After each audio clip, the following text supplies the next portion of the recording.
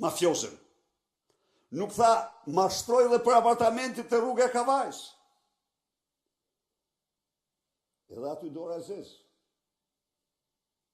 Në qoftë se këtu është Ermal Beqiri me shokët, aty është Ermali tjetër, Ermal Beqiri tjetër. Po cili Ermal Beqiri? Daniel Shima. I cili ja shet motrës tik, motra e tik saj më radhë. Me një fjalë, një qerthull mafior se si të zhdukin. Si të zhdukin gjurëm të vjedhjeve. A janë në gjuhët ju? Pronari supozuar që kjo gjoja i shkonte me qera në Golem, ishte njeriu që thoshtë s'kam shkel kur me këmbë të mia në Durrës dhe Golem. Ishte dishmitarja e Edi Ramës kjo. Nuk kam shkel kur. Në një kohë kur shoferi ipte dokumentonte se është ajo që ka paguar të gjithë mirëmbajtjen e vilës. Se është ajo që kalon të verën aty. Se organizon të parti e stër parti. Dhe po të merren kamerat, nuk përjashtohet mundësia që vizitorët e saj shkojnë nga Ermal Beqiri Ergjys Agasi tek Edi Rama. Po kjo do në hetim. Kjo do në hetim. Pra, si të shifni, një tentativ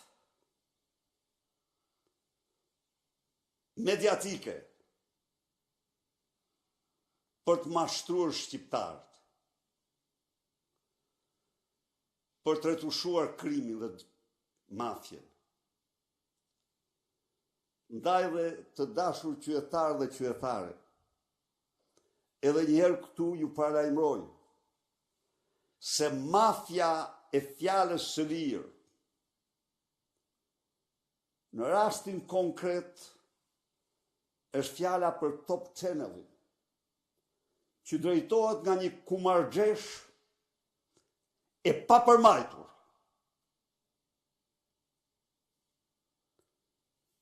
që milionat që grabit nga ju me Edi Ramën dhe ministrat i përdor për të mashtruar ju.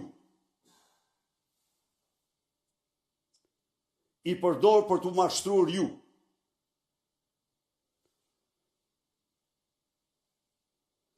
Ndaj dhe lutja ime për çdo qytetar,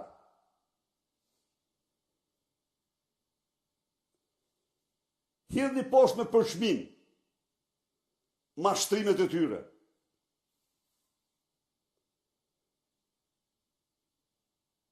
Bëni transparencë me media sociale, se po të i kalohet çdo lloj kufiri.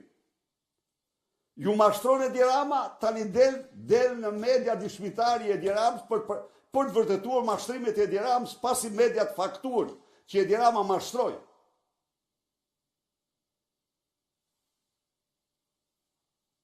Po të bëhet i fact-checking, si të bë nga pasi publikoj Spaku të dhënat e veta.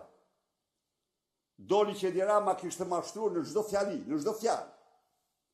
Dhe tani, për të mbuluar mashtrimet e tij, del kreu i organizatës kriminale, ja. Vetëm ndryshim nga, se kjo është një lubibis, por kjo, si të shifni, nuk mund të themi se është një ekstaz, si që ishte lubia në tunel. Ndryshe. Këto kisha.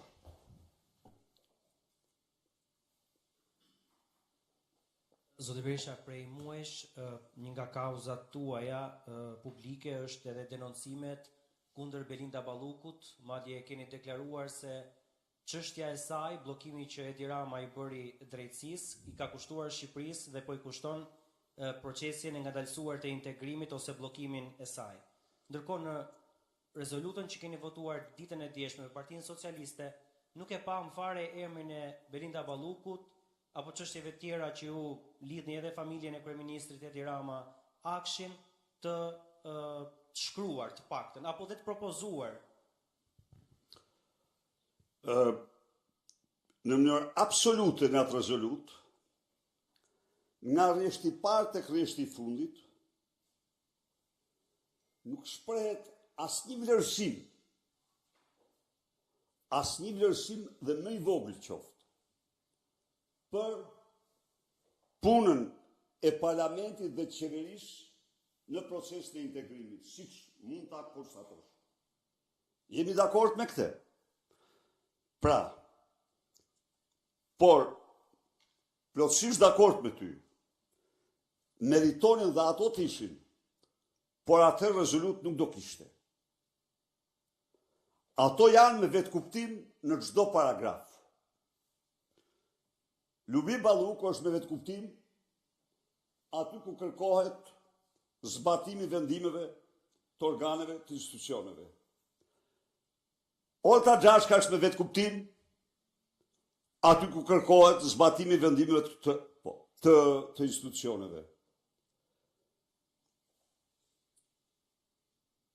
Roli qendror i parlamentit është trajtuar në disa paragrafe ku është kërkuar të mirret, sepse nuk ekziston. Kërkesat e qeverisë janë parashtruar, sepse ajo nuk ka asgjë në atë fushë. Dhe në fund konkludohet që integrimi në Bashkimin Evropian duhet të jetë i bazuar në merit, ashtu siç ka kërkuar Partia Demokratike gjithnjë. Pra, është e vërtet ajo që thoni, por është e vërtet që me nënkuptim janë në çdo paragraf. Dhe ata, përndryshe, nuk do kishte rezolut. Por ne besojmë, ne mendojmë se parashtrimi se ajo rezolut paraqet në një farë aspekti duke zhveshur totalisht nga çdo pretendim i gjerësotshëm i parlamentit dhe qeverisë, duke zhveshur plotësisht në proces të integrimit,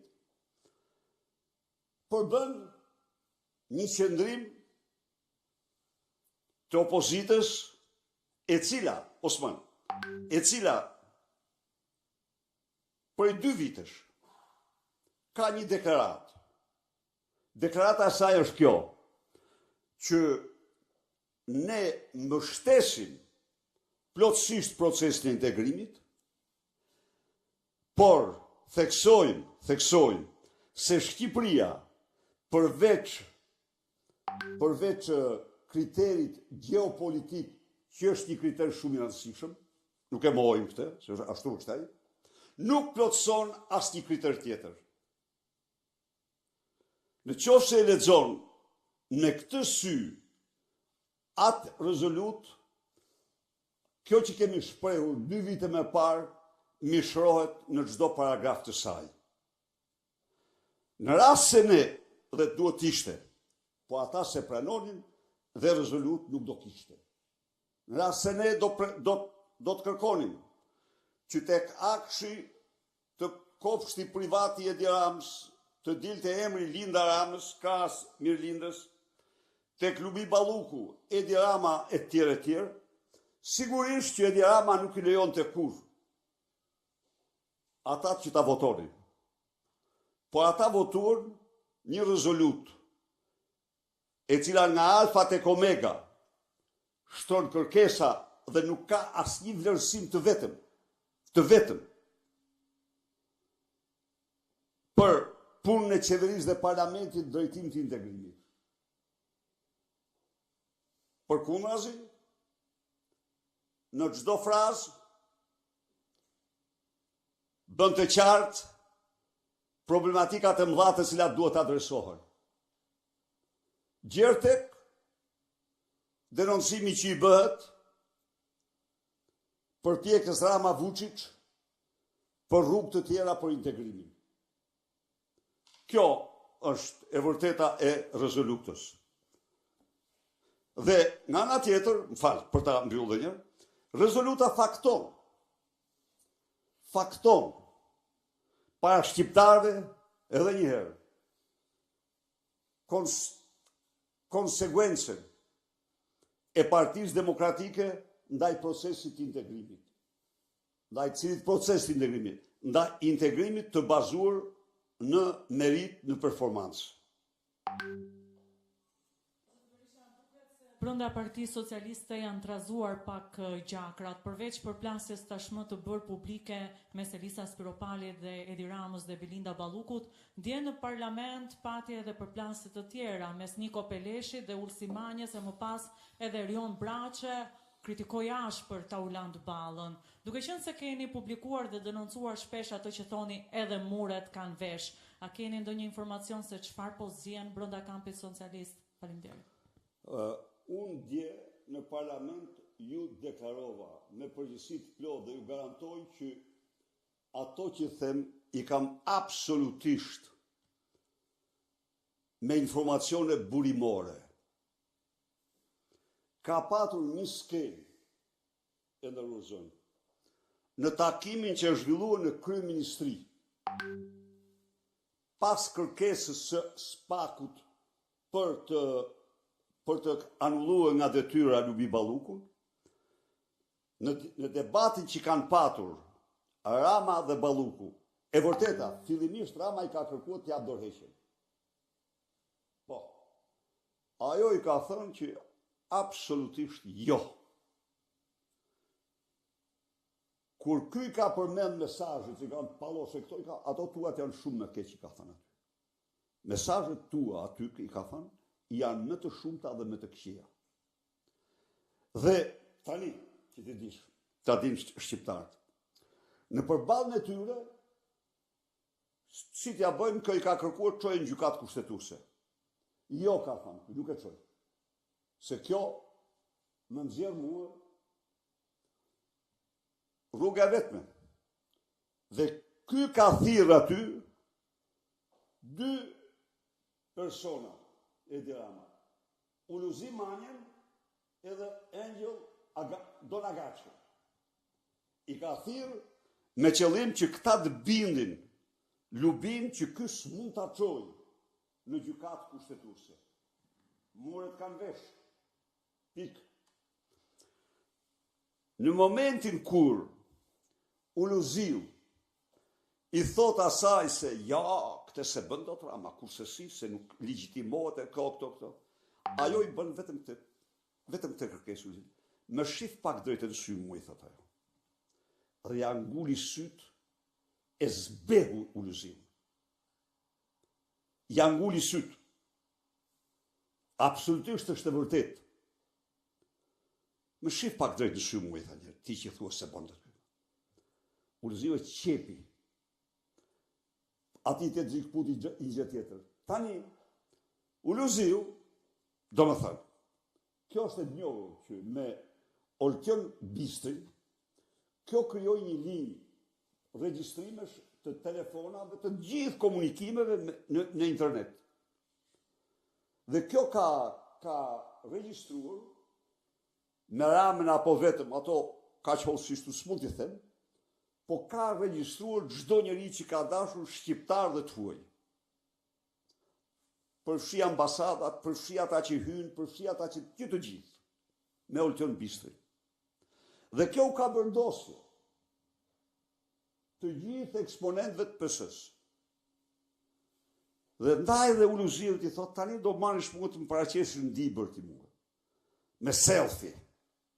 Edhe paraqitet në rrugët e Dibrës një hajdute që ka vendin 36 vite burg. Kjo është e gjithë e vërteta e tyre.